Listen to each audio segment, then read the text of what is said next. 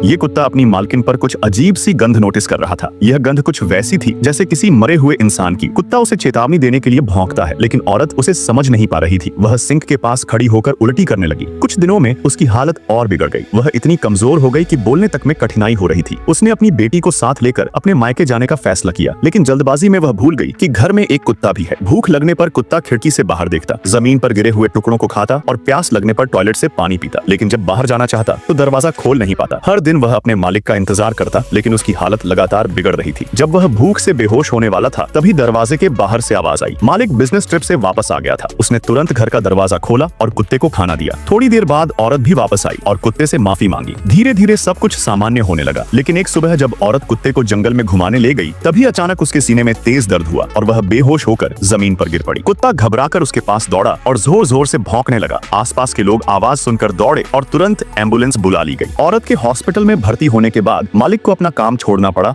और बेटी की देखभाल की जिम्मेदारी उठानी पड़ी। शुरू में बहुत गलतियां हुई, लेकिन धीरे धीरे उसने अपनी बेटी की जरूरतों का ध्यान रखना सीख लिया। कुछ महीनों बाद ऑपरेशन सफल रहा और औरत अपने माता पिता के घर वापस आई। अब उसने अपने लंबे सुनहरे बाल काट दिए थे और उसका चेहरा पहले से ज्यादा सुस्त हो गया था। कुत्ता हर वक्त उसकी देखभाल में लगा रहता, चाहे वह खुद कितना ही थका हो। वह नींद को नजरअंदाज कर उसकी सुरक्षा में जुटा रहता, लेकिन डॉक्टरों की पूरी कोशिश के बावजूद कैंसर का फैलाव नहीं रोका जा सका। उस रात कुत्ता चुपचाप एक कोने में बैठा अपनी मालकिन को देख रहा था। औरत ने मुस्कुराते हुए उससे कहा, अब मुझे मौत से डर नहीं लगता। आने वाले दिनों में तुम अपनी छोटी बहन का ध्यान रखना। कुत्ता धीरे धीरे उसके करीब गया और उसके हाथ को सूंघने लगा। उसे महसूस हो रहा था कि यह उसकी मालकिन का आखिरी अलविदा है। अगली सुबह औरत हमेशा के लिए सो गई। मालिक और कुत्ता गहरी उदासी में डूब गए। फिर भी वह हर दिन उसकी बेटी के पास रहता, जैसे कि उसने अपनी मालकिन से किया हुआ वादा निभाने की ठानी हो। वैसे क्या आपने कभी अपने पालतू जानवर की ऐसी वफादारी देखी है? वीडियो को लाइक करके अपनी राय नीचे कमेंट में जरूर बताएं।